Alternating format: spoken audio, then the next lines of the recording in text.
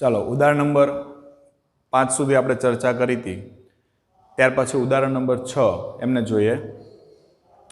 એક દ્રવ્યના અણુને 10⁻29 coulomb metre જેટલી કાયમી વિદ્યુત ડાયપોલ ચાક માત્રા છે. આ દ્રવ્યના 1 મોલ જથ્થાને 10⁶ વોલ્ટ પર મીટર મૂલ્યનું પ્રબળ વિદ્યુત ક્ષેત્ર લગાડીને નીચા તાપમાને એને ધ્રુવીભૂત કરેલ છે. ક્ષેત્રની દિશા એકાએક 60 ડિગ્રીના કોણ જેટલી બદલવામાં આવે છે.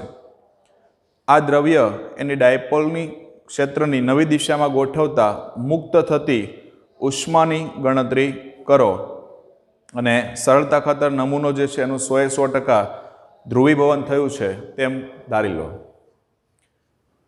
પહેલાં આપણને આજે આપેલી છે પરિસ્થિતિ એ ડાયપોલ એની ચાક માત્રા માટે આપ્યું છે 10⁻29 કુલમ ઇન્ટુ મીટર જેટલી ડાયપોલ ચાક માત્રા છે અને 1 મોલની વાત કરી છે. કેટલા મોલની? 1 મોલ. તો પહેલાં તો ડાયપોલ ચાક માત્રા કેટલી આપી છે આપણને? Dipole moment 10⁻29 coulomb into metre. 1 mole માટે લઈએ, 1 મોલ માટે ડાયપોલ ચાક માત્રા. હવે 1 મોલ એટલે તમને ખબર એવોગ્રેડો અંક જેટલી થાય. એવોગ્રેડો અંક કેટલો? તો કે ભાઈ 6.022 ગુણ્યા 10⁻23 એને ગુણ્યા 10ની કેટલી ઘાત કરવાની મારે? -29. એટલે આ થયું તમારું 6.022 ગુણ્યા 10⁻23 અને એમાંથી 29 બાદ કરીએ એટલે -6 બચશે કુલમ ઇન્ટુ મીટર. હવે ઉષ્મીય ઉર્જાની આપણને ગણતરી કરવાની છે. ઉષ્મીય ઉર્જાની ગણતરી કરવી એનો મતલબ એવો થયો આપણે જે ડાયપોલની સ્થિતિ ઉર્જા આપણે મેળવી હતી એ જ ચેક કરી લો એટલે એ જ એની ઉષ્મીય ઉર્જા થઈ જશે. તો શરૂઆતમાં ડાયપોલ જે છે એ સંતુલન અવસ્થામાં હોય તો કેટલાનો ખૂણો બને દોસ્તો? 0નો. તો ડાયપોલ એની સ્થિતિ ઉર્જા મેળવે 0 માટે અને પછી આપણને એવું કીધું છે 60 ડિગ્રીના કોણે એને ભ્રમણ આપીએ છીએ. તો પ્રારંભમાં ડાયપોલની સ્થિતિ ઉર્જા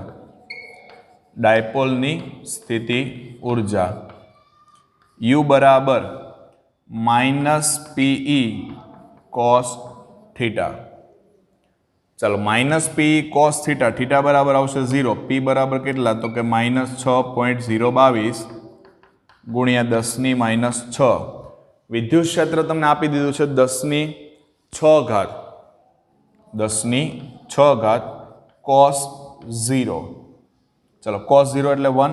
આ પ્લસ 6 ના -6 કેન્સલ એટલે -6.022 આટલા જૂલ થઈ જશે.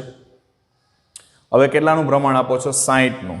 તો અંતે ડાયપોલની સ્થિતિ ઉર્જા ચલો અંતે લઈએ તો U બરાબર -P cos થીટા. સૂત્ર તો એ જ આવશે. P બરાબર -6.022 10⁻23 સોરી -6 લેવાની છે. -6 ગુણ્યા વિદ્યુત ક્ષેત્ર 10⁶ cos 60. cos 60 એટલે થશે 1/2. આ બે કેન્સલ તો -6.022 ગુણ્યા 1/2 એટલે આના અડધા કરો એટલે 3.011 જૂલ.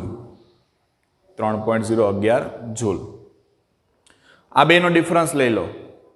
આ તમારી પ્રારંભિક છે ઇનિશિયલ અને આ છે ફાઇનલ. તો સ્થિતિ ઉર્જાનો ફેરફાર લઈએ આપણે. સ્થિતિ ઉર્જાનો ફેરફાર U બરાબર UF -UI. UF કેટલા છે? -3.011 માઇનસ પ્લસ થઈ જશે 6.022 એટલે આ એટલું જ થશે, અડધું જ તે એટલે 3.011 જૂલ. એટલે એપ્રોક્સિમેટલી કેટલા લખાય? 3 જૂલ લખી શકાય. એટલે આ થયું આપણું દાખલા નંબર 6. ત્યાર પછી દાખલા નંબર 7ની આપણે ચર્ચા કરીએ. દાખલા નંબર 7માં અલગ અલગ આપણને થિયરિકલ ક્વેશ્ચન આપેલા છે. એમાં પહેલો ક્વેશ્ચન એવો છે, કોઈ માણસના સૂકા વાળમાંથી પસાર કરેલો કાસ્કો કાગળના નાના ટુકડાઓને આકર્ષે છે. શા માટે? જો વાળ ભીના હોય અથવા તે વરસાદી દિવસ હોય તો શું થાય? સિમ્પલી પહેલા ચેપ્ટરમાં પણ આ વસ્તુને સાબિત કરી છે આપણે કે ભાઈ સૂકા વાળ છે, તમે એમાં કાસ્કાને ફેરવશો અને એ કાસ્કાને તમે કાગળના નાના નાના ટુકડાની નજીક લઈ જાઓ તો શું થાય? તો તમને ખબર છે કાગળના ટુકડાઓ આકર્ષે. કેમ? તો કે જ્યારે તમે કાસ્કાને વાળમાં ફેરવો છો એ પરિસ્થિતિ દરમિયાન વાળ અને કાસ્કા એટલે કે પ્લાસ્ટિક વચ્ચે શું થયું? ઘર્ષણ થયું. ઘર્ષણ થવાના કારણે એની અંદર વિદ્યુતભાર પ્રેરિત થયો. આ વિદ્યુતભાર પ્રેરિત થાય એ કાગળના ટુકડાની તમે નજીક લઈ જાઓ છો. સમજો કે આ કાગળનો ટુકડો છે, આની પાસે કોઈ વીજભાર છે નહીં, મતલબમાં તટસ્થ છે. તટસ્થ એટલે પોઝિટિવ નેગેટિવ છે પણ બંને એકબીજા ઉપર સંપાત થયેલા છે, એટલે અસર શું કરે? નાબૂદ. બરાબર, અસર નાબૂદ કરશે, એટલે કોઈ વીજભાર છે નહીં એવું ગણી શકાય. પણ જેવો તમે કાસ્કાને નજીક લઈ આવશો, આ રીતે સમજો કે આ ચોક છે એ કાસ્કો છે, એને હું આ રીતના માથામાં ફેરવું અને પછી એ નજીક લઈ આવું. હવે કાસ્કો એટલે પ્લાસ્ટિક છે જે ઋણ વિદ્યુતભાર પ્રાપ્ત કરશે. ઋણ વિદ્યુતભાર પ્રાપ્ત કરે તો આમાંથી પોઝિટિવ ચાર્જ હશે એની નજીક ખેંચાવવાનો પ્રયત્ન કરશે, એટલે આ કાગળનો ટુકડો હતો એમાં પોઝિટિવ અહીંયા આવી જશે, નેગેટિવ અહીંયા જતો રહેશે, કારણ કે નેગેટિવ અપાકર્ષણ અનુભવશે. મતલબ એનું ધ્રુવીભવન થાય. ધ્રુવીભવન થવાના કારણે એની અંદર ડાયપોલ ચાક માત્રા ઉત્પન્ન થાય. હવે ડાયપોલ ચાક માત્રા ઉત્પન્ન થાય એટલે પોઝિટિવ નેગેટિવ વચ્ચે આકર્ષણ થયું, એટલે કાગળના ટુકડાઓ એની સાથે આકર્ષાય. પણ જો કાસ્કો અથવા તો વાળ ભીના હોય, હવે તમે એને કાસ્કાને માથામાં ફેરવશો તો ભીના વાળ હોય એ દરમિયાન એ બંને વચ્ચેનું જે ઘર્ષણ હોય ને એ ખૂબ જ ઘટી જશે. ઘર્ષણ ઘટી ગયું એટલે આ રીતના વિદ્યુતભાર જે ઉત્પન્ન થવો જોઈએ, પ્રેરિત થવો જોઈએ, એની માત્રા પણ શું થઈ જશે? ઘટી જશે. એટલા માટે એ આકર્ષી શકતા નથી. ચલો નેક્સ્ટ જોઈએ. બીજું છે એમની અંદર સામાન્ય રબર અવાહક છે, પરંતુ વિમાનના વિશિષ્ટ રબરના ટાયરો સહેજ સુવાહક બનાવવામાં આવે છે. આવું શા માટે જરૂરી છે? સામાન્ય રબર છે એ કેવું છે? અવાહક છે, જેમાંથી વિદ્યુતનું અથવા તો ઉષ્માનું વહન થઈ શકે નહીં. પણ વિમાનના જે ટાયર છે એને કેવા બનાવવામાં આવે? સુવાહક. શા માટે? હવે આપણને ખબર છે વિમાન છે એ જ્યારે માની લો કે ભાઈ નીચે આવતું હોય, બરાબર, એટલે કે રસ્તા ઉપર એનું જ્યારે લેન્ડિંગ થતું હોય ત્યારે રસ્તા અને વિમાનના ટાયર એ બંને વચ્ચે ઘર્ષણ થાય. ઘર્ષણ થવાના કારણે વિદ્યુતભાર પેદા થશે. હવે એ જે વિદ્યુતભાર પેદા થાય એ ટાયર સાથે જોડેલી જે મેટલ છે, ધાતુના ભાગ, સ્પેર પાર્ટ્સ, એની મદદથી વિમાનની અંદર ધસી ન આવે. નહીંતર તો શું થાય કે ભાઈ વિમાન અહીંયા લેન્ડિંગ કર્યું, રબરના ટાયરો ઘસાણા એટલે વિદ્યુતભાર પેદા થયો. એ વિદ્યુતભાર પેદા થવાના કારણે એ મેટલ થકી વિમાનની અંદર આવશે. વિમાનમાં બેસેલા વ્યક્તિને શું લાગે? કરંટ લાગશે, ઝાટકો લાગશે. પણ એવું ન થાય, એના બદલામાં જ્યારે આ રીતના લેન્ડિંગ થાય ત્યારે જે વિદ્યુતભાર પેદા થાય છે એ ક્યાં જતા રહે? જમીનમાં. એટલા માટે કેવા બનાવવામાં આવે? સુવાહક. ત્રીજી બાબત છે દહનશીલ દ્રવ્યોને લઈ જતા વાહનોમાં જમીન એને અડકતા હોય તેવા ધાતુના દોરડા રાખેલા હોય છે. શા માટે? તમે ઘણી વખત રસ્તા ઉપર જોયેલા છે, મોટા મોટા ટેન્કરો પસાર થાય. એ ટેન્કરોની અંદર લખેલું હોય છે પાછળના ભાગમાં કે આની અંદર શું ભરેલું છે. ધારો કે દૂધ હશે તો દૂધ વાહન એવું લખેલું હશે, કોઈ જ્વલનશીલ પદાર્થ હશે તો લખ્યું હશે જ્વલનશીલ પદાર્થ, એનું નામ લખ્યું હશે HCl છે, H2SO4 છે, જે કાંઈ હશે તે. પણ જ્વલનશીલ પદાર્થ હશે તો એવા જ્વલનશીલ પદાર્થ એના ટ્રક જે છે એ ટ્રકની અંદર તમે જોજો રબરની પટ્ટીઓ લટકતી હશે, અને એ પટ્ટીઓ એવી રીતે લટકતી હોય કે જેથી કરીને રસ્તા સાથે ઘસાય. રસ્તો સાફ કરવા નથી રાખ્યું કંઈ, એ રસ્તા સાથે ઘસાય. શા માટે? બસ આગળનું રીઝન લઈ લો.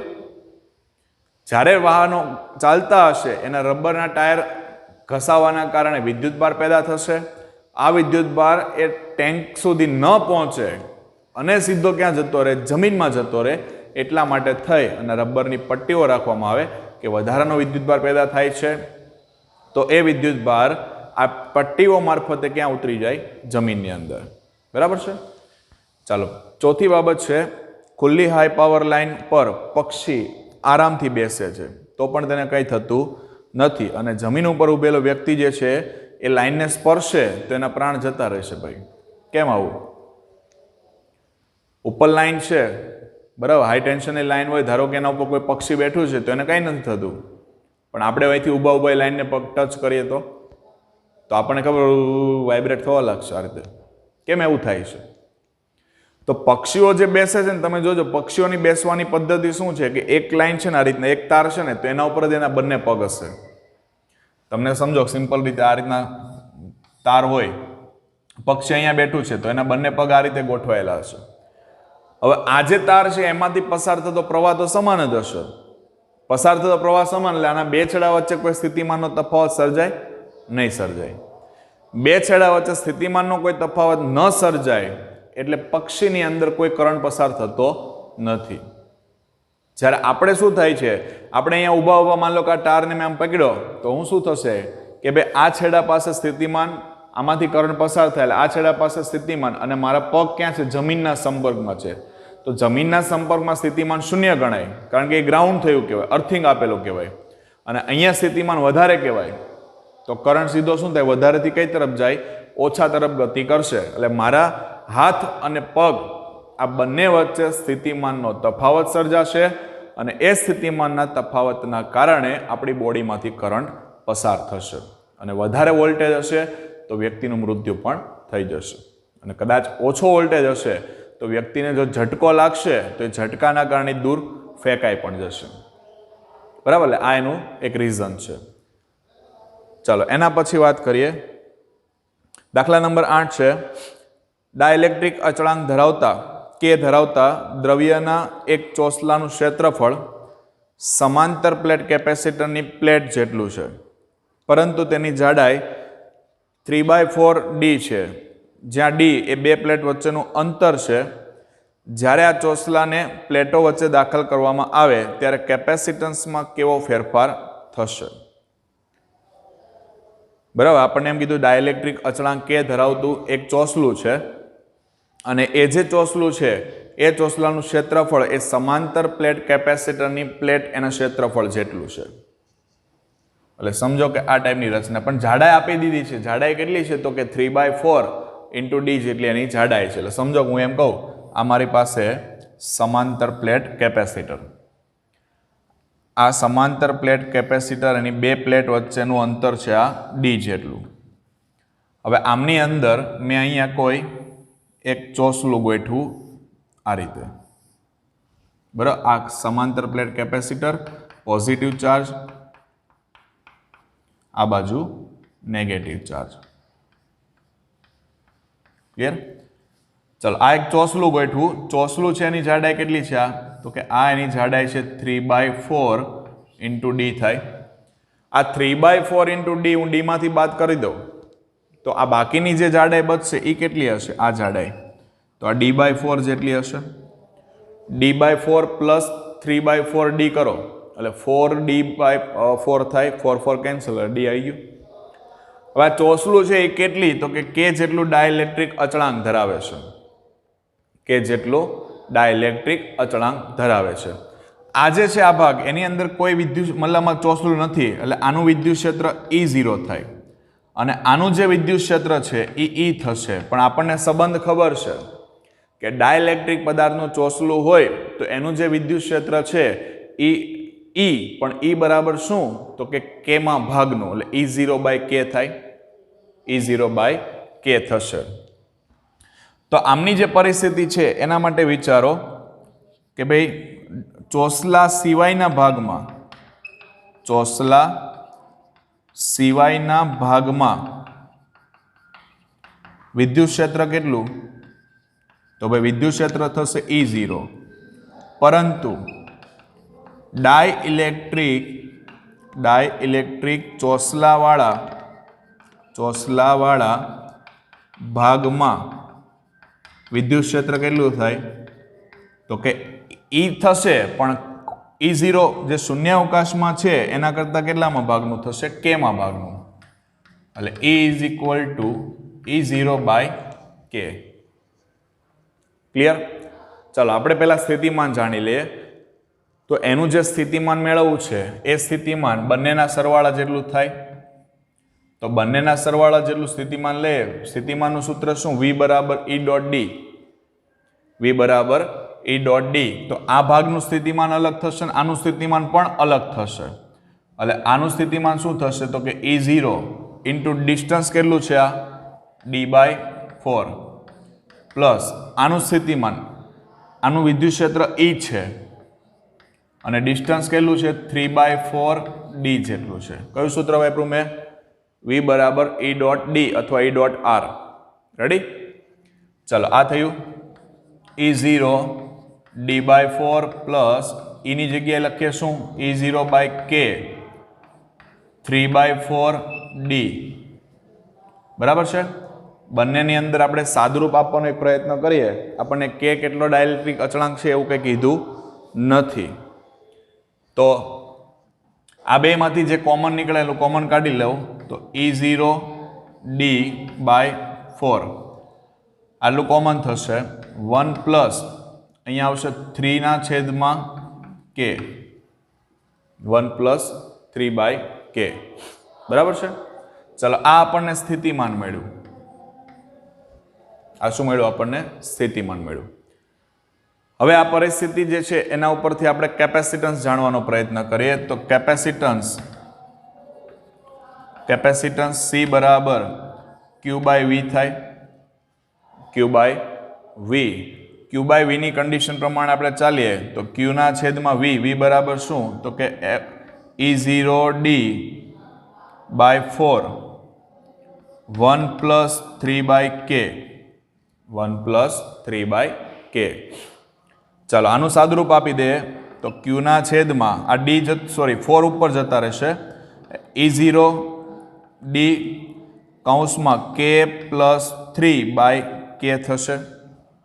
K પ્લસ 3/K છેદનો છેદ લઈ લે અંશમાં એટલે 4Q છેદમાં E0 D કૌંસમાં આવશે K ના છેદમાં K પ્લસ 3. ક્લિયર છે? ચલો આ કેપેસિટન્સ થયું આપણે. હવે આમની અંદર શરૂઆતની અંદર આજે તમારી પાસે કોઈ વસ્તુ નહોતી ત્યારે તમે કેપેસિટન્સ ગણો તો એ કેપેસિટન્સ કેટલું થાય તમારું? કેપેસિટન્સ કેટલું થશે? તો એ કેપેસિટન્સ શૂન્ય અવકાશ માટે સમાંતર પ્લેટ કેપેસિટર છે. સમાંતર પ્લેટ કેપેસિટર હોય તો કેપેસિટન્સનું સૂત્ર શું થાય તો કે ε0A/D થાય. બરાબર છે. ચાલો હવે આમની અંદર આપણે એક વસ્તુ વિચારી શકીએ.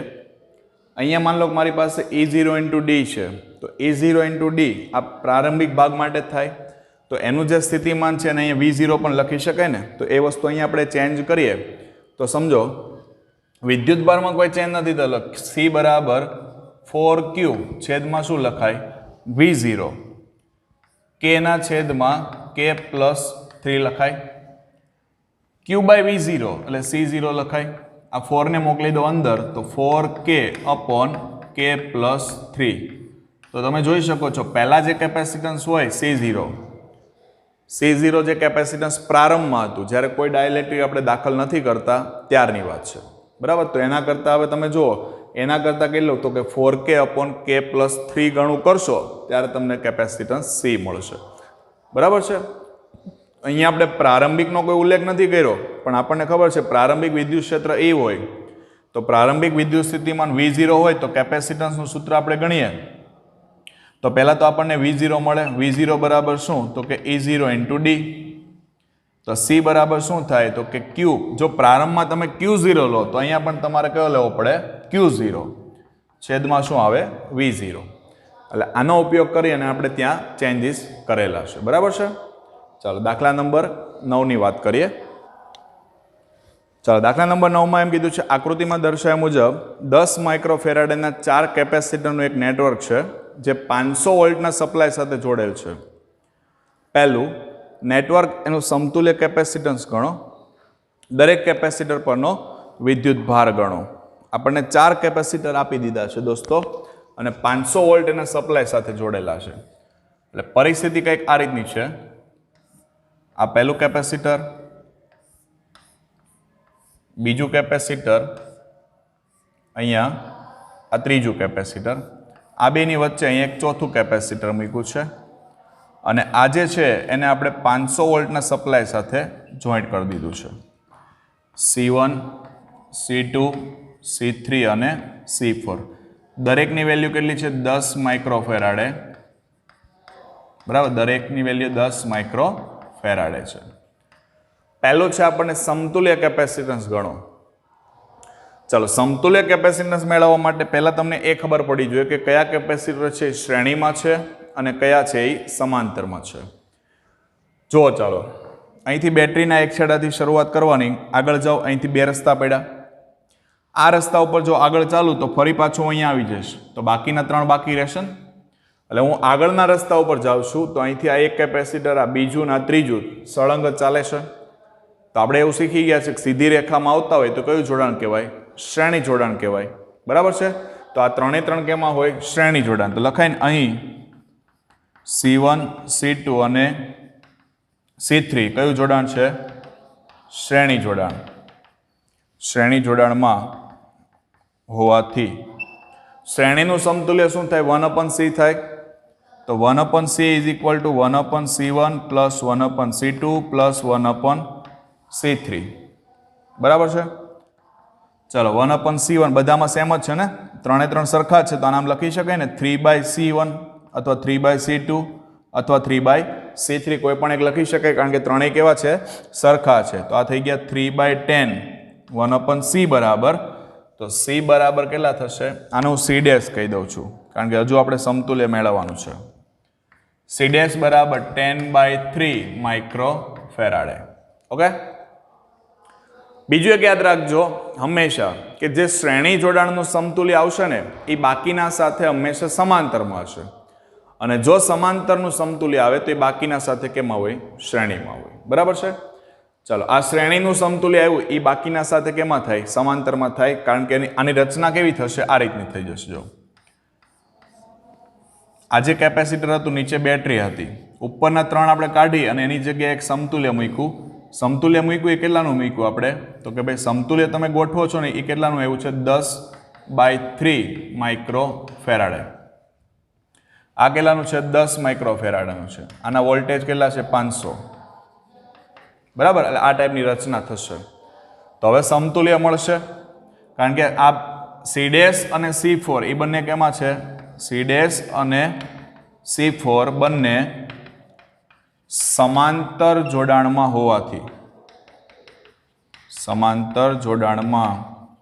હોવાથી બંનેનું સમતુલ્ય લઈએ C is equal to C dash plus C4 C dash કેટલા છે 10/3 C4 કેટલા છે 10 3 અહીંયા ગુણશો 30 પ્લસ 10 એટલે 40/3 માઇક્રોફેરાડે ઓકે ચાલો હવે દરેક પરનો વિદ્યુતભાર આપણે ગણવાનો છે હવે તમને યાદ હોવું જોઈએ કે કયા પ્રકારનું જોડાણ હોય તો વિદ્યુતભાર સમાન રહે અને કયા પ્રકારનું જોડાણ હોય તો વિદ્યુતભાર વહેંચાય તો યાદ કરો શ્રેણી જોડાણ હોય તો વિદ્યુતભાર કેવો હોય સમાન હોય અને વહેંચાય કોણ સ્થિતિમાન સમાંતર જોડાણ હોય તો સમાંતર જોડાણની અંદર વિદ્યુતભાર વહેંચાય અને સ્થિતિમાન કેવું રહે સમાન રહે ક્લિયર છે તો આપણે અહીંયા શ્રેણી જોડાણનું સમતુલ્ય મેળવ્યું તો આ C ડેશ વાળું એના ઉપરથી વિદ્યુતભાર મળશે આપણને તો લખી શકાય ને શ્રેણી જોડાણ માટે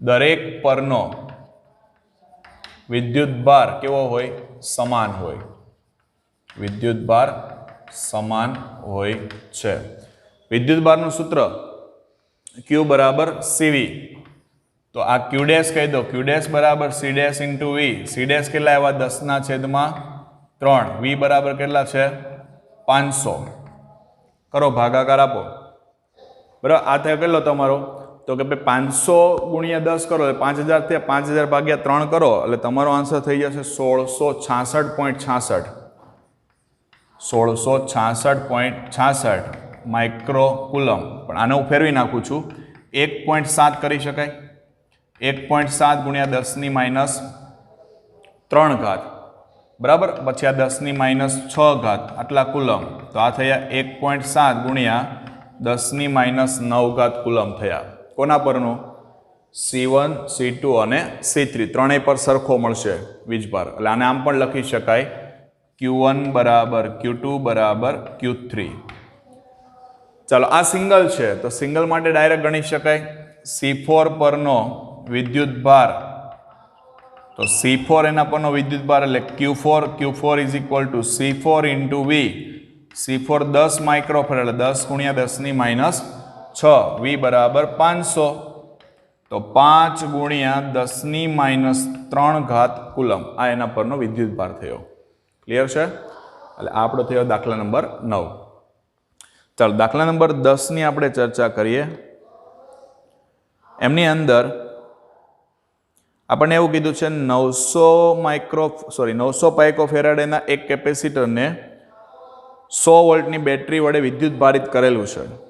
તો પહેલી કેટલી સ્થિત વિદ્યુત ઉર્જા એમની અંદર સંગ્રહ પામશે, અને પછી એવું કીધું કે એને આ કેપેસિટરને બેટરીથી દૂર કરી એના જેવા જ બીજા 900 પાઇકોફેરાડેના વિદ્યુતભાર વિહીન કેપેસિટર સાથે જોડવામાં આવે તો આ તંત્ર વડે કેટલી સ્થિતિ ઉર્જા સંગ્રહ પામશે. પરિસ્થિતિ એવી છે દોસ્તો, 900 પાઇકોફેરાડનું કેપેસિટર છે. એ કેપેસિટરને પ્રારંભમાં 100 વોલ્ટની બેટરી વડે ચાર્જ કરે છે. કેટલા વોલ્ટની? 100 વોલ્ટની બેટરી વડે શું કર્યું? ચાર્જ કર્યું. એટલે પરિસ્થિતિ તમારી આ ટાઈપની હોય. આ કેપેસિટર એને કેટલા વોલ્ટની બેટરી સાથે? 100 વોલ્ટ. ચાલો આ 100 વોલ્ટ, આ કેટલા? તો કે 900 પાઇકોફેરાડે ચાર્જ કરે છે. ડાયરેક્ટ બેટરી કનેક્ટ કરી લે, ચાર્જ થશે. ચાર્જ થાય તો સંગ્રહ થતી ઉર્જા, સંગ્રહ થતી સ્થિતિ ઉર્જા, સ્થિતિ ઉર્જાનું સૂત્ર દોસ્તો 1/2 CV². 1/2 CV². 1/2 C બરાબર કેટલા? 900. પાઇકો છે એટલે 10 ની -12 થશે. V બરાબર 100 એનો સ્ક્વેર કરવાનો. 900 ભાગ્યા 2 કરીએ એટલે 450 થાય. 450 ગુણ્યા 10 ની માઇનસ આ 2, આ સોરી 10 ની 100 એટલે 10 ની 2 થાય, એનો સ્ક્વેર કરો 10 ની 4 થાય, આમાંથી બાદ કરી દો એટલે -8 થઈ. તો 4.5 મેં 2 પોઈન્ટ ડાબી બાજુ ખસેડ એટલે ઘાતમાં વધારો થયો. વધારો એટલે 10 ની -6 આટલા જૂલ એમાં સંગ્રહ થશે. હવે તમને એવું કહે છે સેકન્ડ પોઈન્ટની અંદર કે એને બેટરીથી તમે દૂર કરી દો અને એના જેવા જ બીજા વિદ્યુતભાર રહિત કેપેસિટર સાથે જોડી દો. હવે પરિસ્થિતિ આવી થઈ ગઈ, બેટરી નીકાળી દીધી છે આપણે અને બીજું એક કેપેસિટરની સાથે જોડી દીધું છે. કારણ કે આ કેપેસિટર થઈ ગયું ચાર્જ. આ 900 પાઇકોફેરાડે અને આ પણ કેટલું? તો કે 900 પાઇકોફેરાડે. બંને આ ચાર્જ થઈ ગયું છે, એને બેટરીથી દૂર કરીને બીજા સાથે આપણે જોઈન્ટ કરી દીધું છે. એટલે આ પણ ધીમે ધીમે ચાર્જ થવા લાગશે. જો એ પણ ધીમે ધીમે ચાર્જ થવા લાગે તો બંને ઉપર વિદ્યુતભાર શું થઈ જાય? તો કે બંને ઉપર વિદ્યુતભાર સરખા ભાગે વહેંચાઈ જશે. બંને પર વિદ્યુતભાર સમાન રીતે શું થશે? વહેંચાશે. ચલો સમાન રીતે વહેંચાય. સમાન રીતે વહેંચાય એટલે બંને ઉપરનો વિદ્યુતભાર જે છે એ કેટલો થઈ જાય? અડધો થઈ જાય. તો આપણી પાસે સૂત્ર આવું છે U બરાબર Q²/2C. Q²/2C. પણ Q ની જગ્યાએ શું લખી શકાય? Q'/2 આખાનો સ્ક્વેર કરવો પડે, છેદમાં કેટલા આવશે? 2C. હવે વિદ્યુતભાર આપણને ખબર નથી તો વિદ્યુતભાર આપણે મેળવવો પડશે. વિદ્યુતભાર મેળવવા માટે સૂત્ર શું? તો વિદ્યુતભાર મેળવવા માટે આપણી પાસે સૂત્ર Q બરાબર CV. બરાબર, Q બરાબર CV. તો વિદ્યુતભાર કેટલો છે? વિદ્યુતભાર Q બરાબર C ઇન્ટુ V. જે અહીંયા 900 પાઇકોફેરાડ તમે 100 વોલ્ટ સાથે જોડેલો ત્યારે વિદ્યુતભાર કેટલો જમા થાય એના ઉપર? તો કે C ઇન્ટુ V પ્રમાણે કાઉન્ટ કરીએ તો 900 ગુણ્યા 10 ની -12 ગુણ્યા 100 એટલે આ થયા 9 ગુણ્યા 10 ની -8 કુલમ થયો. હવે આ જે વિદ્યુતભાર છે એને આપણે Q' તરીકે લઈ લઈએ કારણ કે ડિવાઈડ બાય 2 થશે, અથવા હું અહીંયા ચેન્જ કરી દઉં છું Q' નો સ્ક્વેર, તો અહીંયા Q કરી દઉં એટલે આ વીજભાર મારો કાઉન્ટ થઈ જશે. તો લખી દો અહીંયા, પહેલાં તો સાદુરૂપ આપી દઉં તો ઇક્વલ ટુ Q²/4 થશે. 4 ઇન્ટુ 2 8C. Q² Q બરાબર 9 ગુણ્યા 10 ની -8 એનો સ્ક્વેર 8C. C બરાબર કેટલા છે? 900 પાઇકોફેરાડ એટલે 900 ગુણ્યા 10 ની -12. ચાલો આપો સાદુરૂપ. તો આ તમારો આન્સર થશે 0.01125. ઘાતનું બેલેન્સ કરો, 8 દુના 16 ઘાત માઇનસ થાય ઉપર 12 ઘાત જશે એટલે પ્લસ એટલે -4 ઘાત વધે 1.125 ગુણ્યા 2 પોઈન્ટ આ બાજુ ખસેડે જમણી બાજુ એટલે ઘાતમાં થશે ઘટાડો એટલે -6 ઘાત થાય -6 ઘાત જૂલ થાય. પણ આ ઉર્જા થઈ એકની વાત થઈ, આપણે તો બંનેની જોઈએ છે. બંને કેપેસિટરની કુલ ઉર્જા તો 2 વડે શું કરીએ એને ગુણી નાખો. 2 વડે ગુણશો એટલે 2 into 1.125 into 10⁻⁶ એટલે આ થઈ જશે તમારા 2.250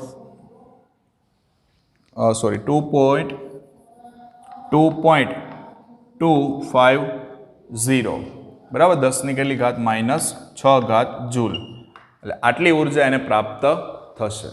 એટલે અહીંયા આપણા ઉદાહરણના દાખલાઓ પૂર્ણ થાય છે.